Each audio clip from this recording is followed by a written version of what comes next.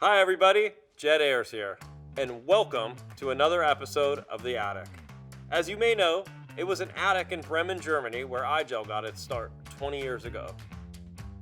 A whole host of famous tech companies started in humble places like attics. With Facebook, it was a dorm room. HP and Amazon started in a garage. And visiting us today in the attic is a very special guest, Kevin Goodman of AWS. Kevin is the Director of Product Management for AWS. He started his career as a coder and now holds many patents. He's a technical product leader who's customer obsessed, and at the heart of it, he knows how to solve big, complex technical problems. Along the way, he co-founded and led two venture-backed startups, RTO Software, which was acquired by VMware in 2010, and FS Logics that Microsoft acquired in 2018. Today, Kevin's joining us up in the attic because he's a pioneer in the EUC space, and we're excited to catch up with him. Well, Kevin, welcome to the attic. It's wonderful to see you. It's been far too long. I think the last time I saw you was at Disrupt. Feels like a long time ago. So welcome to the attic. Yeah, that was Disrupt, the one that was out in California, not even the one that was in Tennessee. So Right. It has been a while. I Too think that was long. shortly after the FS Logics acquisition. Yeah, well, we're very excited to talk to you about what you're up to at AWS and all things EUC. But since this is the attic, and a big part of the attic isn't about technology, it's really about leadership and values and kind of a personal story of a sort of legendary entrepreneur. We wanted to sort of dig in and kind of hear some of the pieces of your story that maybe some of the world doesn't know. So, yeah, we'll start with maybe just the very beginning. Can you tell us a little bit about where you grew up and your early childhood? Sure. So early on, I lived in New Jersey and actually a stint in Delaware. My father worked for a company called General Foods. And then we moved to Delaware, and he was the plant manager for the Jello division. So all that powdered Jello gets, at the time, was packaged in Dover, Delaware. And then his job took him down to Atlanta, Georgia when I was a teenager. And we moved there so he could get a job working packaging Country Time lemonade, among other things. Oh, I used to love this stuff when I was growing up. The little granular stuff, right? You mixed it with water. 2,700 pounds of sugar and 300 pounds of yellow, plus some flavorings, make up Country Time lemonade. So it was 9-to-1 sugar. So what you're saying is it wasn't really a healthy choice. Wow, depends.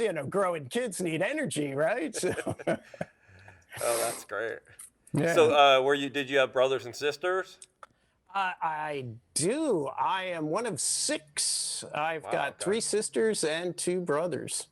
Wwow. Okay. And where are you in the? Right in the middle. But here's something interesting. So my younger brother, didn't come along until I was 5. So I was the baby for 5 years as well. So I've been the baby. I was the middle child until we moved down to Georgia. And then my older siblings were grown and out of the house. So I felt like the oldest child for a while. Right. So my sister, who's in leadership training, tells me I exhibit leadership qualities because I'm able to put myself in everybody's spot there, so I can be empathetic with all people I run across. So you were in high school in Atlanta? That's right. I graduated from high school in Atlanta and then went on to the University of Georgia. Okay. And so how did you find yourself in tech? I seem like you've had a great career in tech. So what was the sequence that led you to technology? Serendipity, I guess. I was never into computers. I didn't really even know what they were in high school. And I wanted to be a math major in college. Math is the one thing that's not very subjective, right? You either have the right answer or you don't. And I enjoyed that. But they made us take a Fortran class. It was a mandatory class. And to be honest, the math was 10 times harder in college than it was in high school. And I was not the top of the class. When we took this Fortran class, and I thought it was pretty easy. I thought I actually did very well on a midterm exam. And all of my fellow students who were kicking my butt in math, some of them were crying after the midterm when the grades were handed out. And one of them asked, "Hey, are you going to do a curve?" And the professor said, "No." And they were like, "Why not? You're so mean." And he goes, "Because somebody got 100 on it." And that somebody was me. And I was like, I stayed after class and I just asked him, "Can you make a living at this? Because this stuff's actually pretty cool and kind of easy." So that's how I got into it originally. Great. And so you finished college, and then where did you get your first job? So very quickly, the one item that was a big change for me is the IBM PC came out during when I was a young pup coding. And when the technology changes, everybody's on the same starting line. So I'm like, I'm in. I'll do that. And there was a situation where a project required the IBM PC, and I got into it. And for somebody who's ambitious and likes to do their own learning, I kind of picked it up. And from there, got jobs programming outside, changed jobs of several times. 1995, I joined a company in which the founder was good friends with a gentleman named Mark Templeton.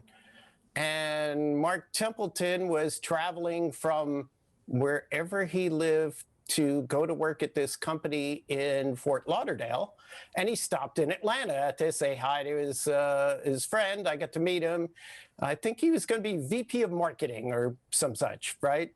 Mm-hmm. And talking about Citrix, and I'd never heard of it before. What is that? That's how I got into end user computing, from that chance meeting with Mark Templeton. Kevin, great that you connected with Mark early in his career. Obviously, a hugely influential guy in the end user compute space, and still at it today. We actually had him on the Attic. He was our first guest. Yeah. So amazing how that chance meeting could totally change the direction of your career, and completely route you towards a world that you're still living in today, 30 years later. Yeah, it's unbelievable. Who would have thought that? Who would have thought that 30 years later I'd still be doing this, based on him needing a place to stay for the night on his way to Fort Lauderdale. So I guess the moral of the story is, always have an open mind to meeting people, and I think probably a curious nature. I'm sure you asked him a few questions that night that sparked your whole interest in this space. I can remember one to this day, very particular. He called Citrix at the time back office software. Those were the terms we used right then. And here's how he described it to me. So do you guys use Lotus Notes? So absolutely, we use it for like email and other things like that. He goes, yeah, what version you're on? And I went, I have no idea, because they update versions consistently. Like, it felt like every month there was a new version, and we were on 4.6.11, and it's 8 diskettes, and I had to abandon my workstation so the IT guy could put 8 diskettes in. And Mark went, okay, imagine this. You install Notes once on the back office server, and then you put a Citrix client out on your server, and you never update Notes again on your machine. I went, I'm sold. Let's get a copy of this right away. What a fantastic. You got product market fit here, I remember telling him, That's great. I guess Mark was a visionary in terms of how he could tell the technology even back before he even started, it sounds like. Yes, it's no mistake he became the CEO of, when you look back on his career, and you talked about that in the Attic, there was no mistake he was going to end up running something like that. He was that dynamic of personality way back in 95, I guess it was. Yeah, so let's talk about your progression to being running a company and being an entrepreneur. So you met Mark. How did you end up running a company and starting a company? So that that fantastic company that I worked for, that I learned so much, is a company called SoftBlocks. In the year 2000, with all the other downturns in technology, all the dot bombs, it didn't make it, and I found myself needing something to do, and did some consulting work for a company out in Seattle that was trying to get their product onto Citrix, only they couldn't get very many users on the server, hardly any at all.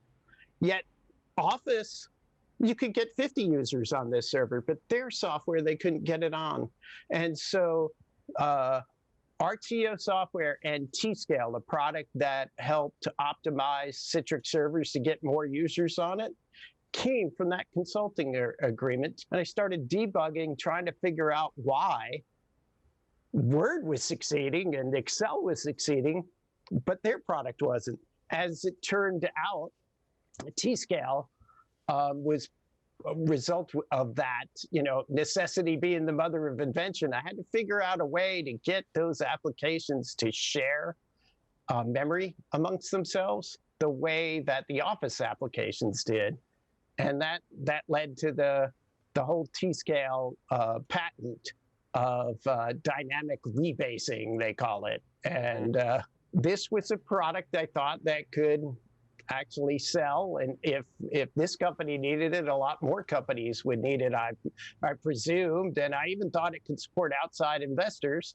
So I went and pitched it and got funded. And the result is RTO software. Which is an amazing story, right? So, I mean, I guess what led you to believe that you could start a company? It sounds like you had the intuition of a consulting contract and somebody that liked the software, but you believed that you could make a company out of it. So I'll make another Attic reference, the one to Brian Madden, who's a great friend. He says, we stand on the shoulders of giants. The CEO of that company was a gentleman named Payman Puladesh. And Payman, and I take a lot of my managerial philosophy from him. He taught you how to do his job. Mm-hmm. And so I sat there and watched as he dealt with the venture capitalists and such. I actually did what they call bird dogging for him, where he'd bring a company that had, and I'd do the technical due diligence on it. And I felt like by standing at his side, I was capable of going out and, leaving the nest and trying it for myself. And so how long did you run this RTO once you kind of started realizing you could sell it? You got some investment and then you grew it? So we did that consulting for a couple of years after that. And I think we got invested in around 2003 or 4. And starting selling it. I was not the CEO at the time, though. I was just VP of development. And in 2005, I went out to lunch with the board. I was chairman of the board, but I was not the CEO. I went out to lunch with the investors who were on the board. And they said, we're thinking about making a change at CEO. And I was like, okay. And I'm waiting for them to tell me who. And one of them, I remember, said, when the game is on the line, winners want the ball. And I went, me? Okay. And they're like, what would you do if you were CEO? And I enumerated about 5 things I would do immediately. And they both looked at each other and made the change that afternoon. And I became the CEO. Wow. Okay. So now you're the CEO of this company and you did your 5 things immediately. And what happened?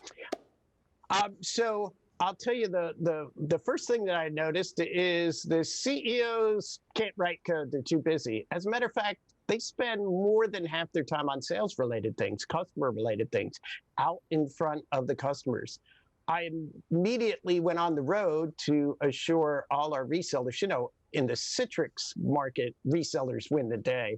So I was traveling all over the place, both across the US and in the UK and other places where we had resellers. Gained about 25 pounds from taking them all out to dinner. Lots of steak dinners. Lots of dinners, lots of wine, dessert afterwards. You know how it goes. And we righted the ship, and we were able to start thriving. And so you ultimately sold this company. Can you tell us how that happened? We had a product at the time, something called virtual profiles. So our virtual profiles caught the eye of both Symantec and of VMware. And we OEM'd the product to Symantec. At the time, they were getting into this space.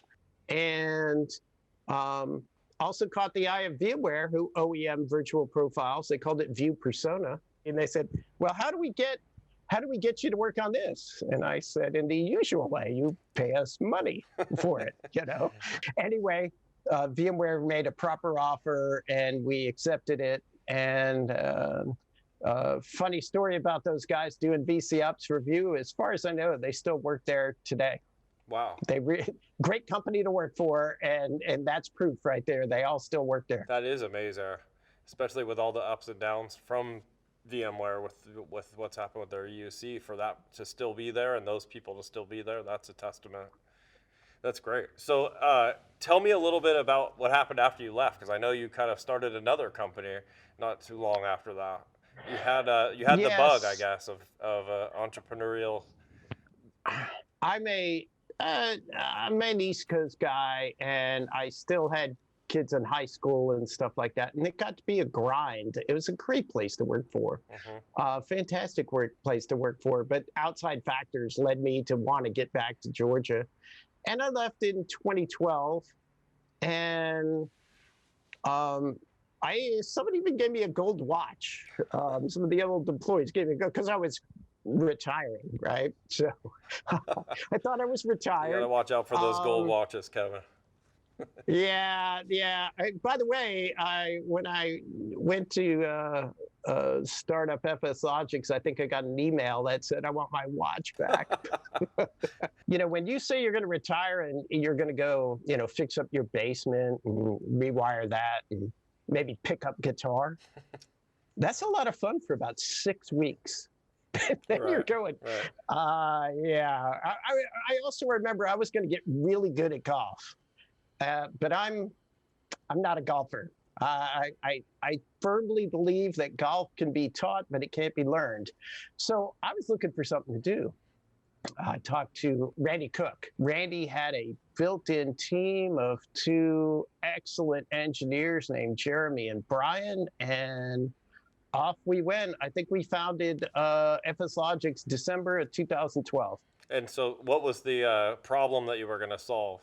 Could you share that with the audience? So the original problem is, and maybe it's not even solved today, but applications. Getting the users their applications. It's so difficult, right? You either install them via SCCM or Endpoint Manager now, or you virtualize them with a variety of tools that they have out there. And due to the FS Logics team, and the FS and FS Logics stands for file systems, due to their file system knowledge, we're saying disks are cheap these days. You can get disks, no problem. What if you installed everything into the base image? And then, depending on who the user is, we'll hide what doesn't belong to them. And that way, no matter who their user is, where they log in, when they log in, based on, say, like Active Directory groups and users, we'll have absolutely no problem getting the user exactly what they need. And that was the original FS Logics. I think we called it masking product. So obviously lots of good technology that you've brought to bear, but what kind of values as a leader, do you think helped get you where you are? Number one, I try to surround myself with the smartest people I could find. I'm not the brightest bulb, but boy, I look really good when there's some bright bulbs surrounding me, And second, don't kid yourself. You either have a product market fit or you don't. We hear about so many startups that are, solutions desperately seeking problems. And second, have a big market, have a huge market. That way, guys like me could make mistakes and they're not fatal flaws. You mess up and it's not a fatal flaw. Those things are the key. The last one I would say, and this is the hardest one, our software worked. It did what we said it did. Customers would buy it, and it would do what the salesman told them it would do. And A novel idea. And if that's what they wanted, then they became very happy. And now all software has bugs, ours included. We used to have a tenet that we will earn the money the customers paid for us before we go searching new money.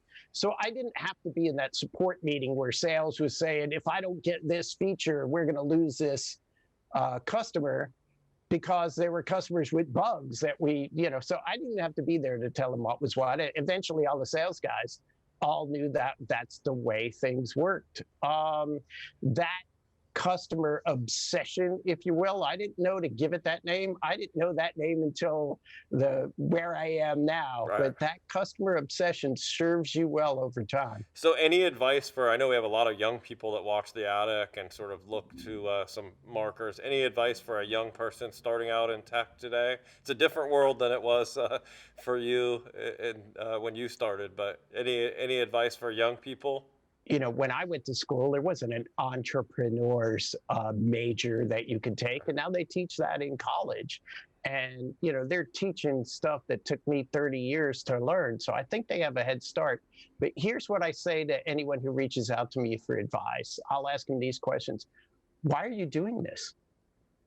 And if they say to make a lot of money, I say, you should apply to one of the big companies out there and work as a programmer for 10 years and cash in your RSUs, and you'll have a lot of money. The ones that tell me I'm doing this because I'm passionate about it, it's a need that has to be solved. I won't be able to sleep if somebody else does this instead of me, because I know the world needs this thing. Those are the people that I think are going to succeed as entrepreneurs. Those are the ones that won't cut and run when the going gets tough, because as you and I know, the going's tough more than it's easy. Oh, yeah, exactly. It's and I'm fond of saying, FS... you probably have your own say. Go ahead.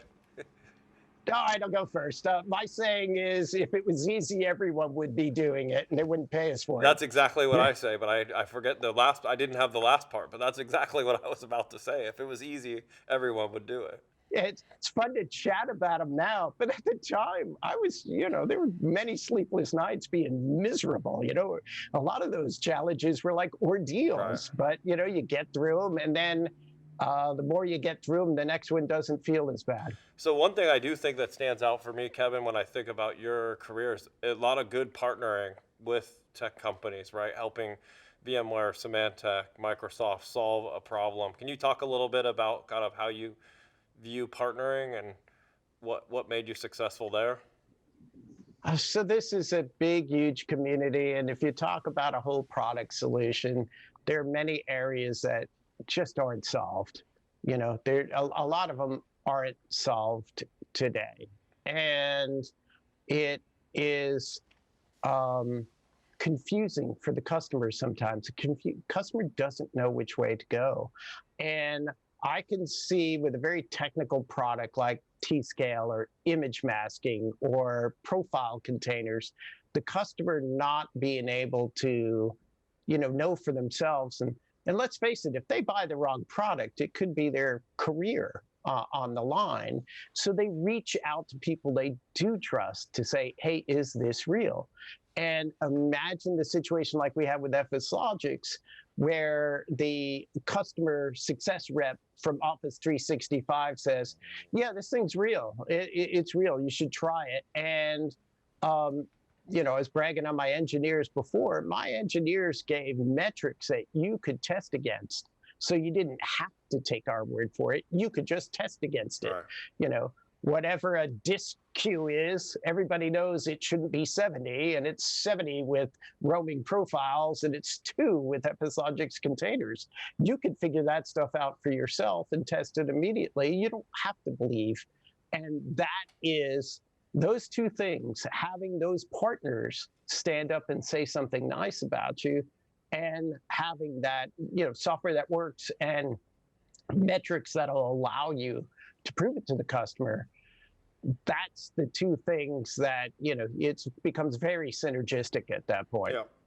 Well, switch gears for just a minute and ask you. You've obviously had a blessed career, and I know you have a big roots in Atlanta. It sounds like your dad moved there, and you lived there most of your life. I know you give back to the community, and you've been blessed in so many ways. But can you talk a little bit about how you contribute and give back to the community? So an investor in FS Logics is a gentleman named Patrick Gann, and it turns out that his daughter needed a heart transplant, and as a tiny child needed a heart transplant, was on the list for a long time, finally received one, and then Patrick and his wife, they get the news that the half-life of a transplanted heart at the time was like 12 years.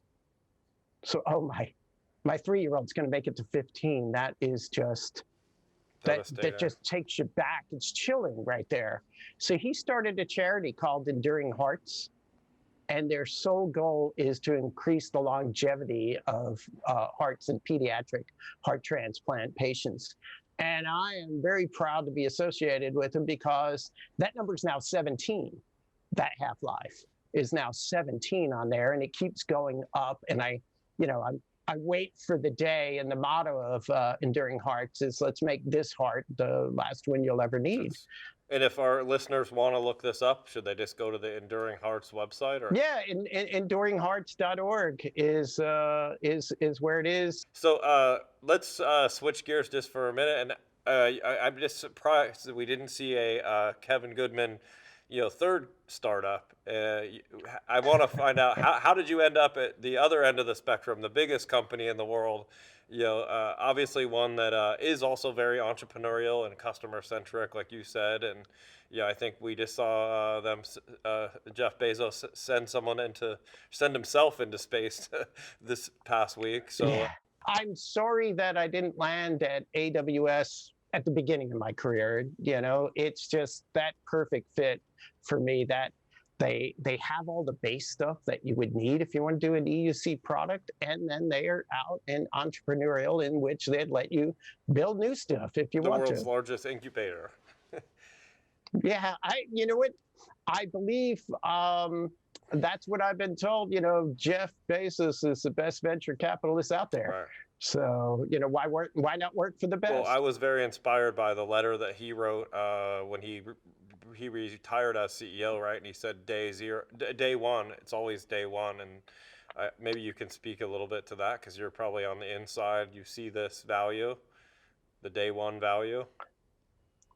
It's always day one at Amazon, and it is because of Jeff and the S team, as we call it, have put out these leadership principles that, if you look at these leadership principles, you pretty much understand how to deal in a corporation, in a large corporation with lots of customers, and they guide you in everything you do. And when I saw the leadership principles, I agreed with them. I think I said earlier, I didn't know to call it customer obsession at FS Logics, but that's what we had. We had a customer obsession, and that's why we succeeded. That's the first leadership principle at Amazon. And I said 14. We just added 2 more recently. One is to become the world's best employer, and the other one is, with the scale that we have comes responsibility.